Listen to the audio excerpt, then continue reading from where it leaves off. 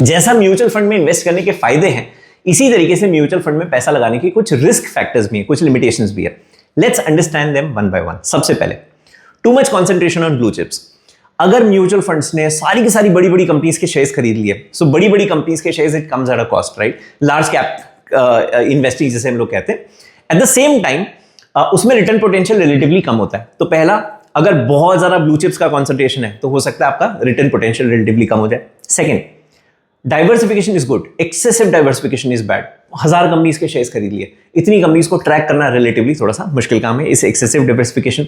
Again, government policies, rules, regulations, ये सब जानना समझना बहुत जरूरी होता है। अगर आपने कंपनी की प्रॉफिटेबिलिटी को ट्रैक नहीं किया है, उसके परफॉर्मेंस को ट्रैक नहीं किया है, सेक्टर को ट्रैक नहीं किया है, गवर्नमेंट पॉलिसीज को ट्रैक नहीं किया with respect to those investments, तो हो सकता है your money is more at risk.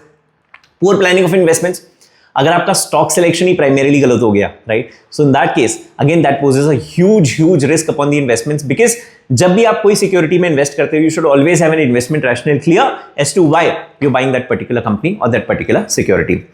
कुछ फंड्स बहुत शॉर्ट टर्म में ट्रेड करते हैं, बाई सेल बहुत फ्रीक्वेंटली करते हैं, बिकॉज बहुत ज्यादा ट्रेडिंग टर्नओवर होता है, उसकी वजह से उनकी ऑपरेटिंग कॉस्ट, उनकी कमीशन की कॉस्ट बहुत बढ़ जाती है। So again that poses a big limitation.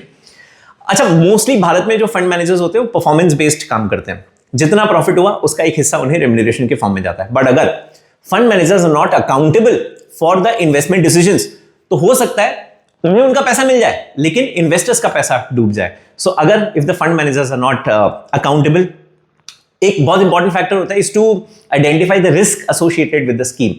जो पर्पस है, जो ऑब्जेक्ट है फंड का, अगर आपने उस ऑब्जेक्ट को ध्यान में ना रखकर और अगर इन्वेस्ट किया, so again that poses a huge risk upon such kind of investments. तो यार ये कुछ रिस्क फैक्टर्स थे, एक बार क्विकली आपको समराइज करवा देता हूं जल्दी से। सबसे पहले, too much concentration on blue chips, excessive diversification, unresearched forecast, poor planning of investments with minimum returns, fund manager अगर अनअकाउंटेबल है, उसके बाद अगर आप उस इन्वेस्टमेंट्स की रिस्क ही नहीं समझ पा रहे हो, तो ये सारे के सारे आपके कुछ बहुत बड़े लिमिटेशंस है।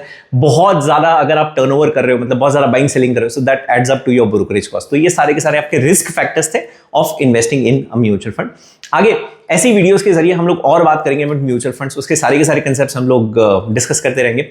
Till then keep scrolling, keep loving us, do share, like, और अपने दोस्तों के साथ भी शेयर करें जिन्हें एक्चुअली इन सब चीज़ों की बहुत ज़्यादा जरूरत है। Thank you so much, God bless, have a great day, take care.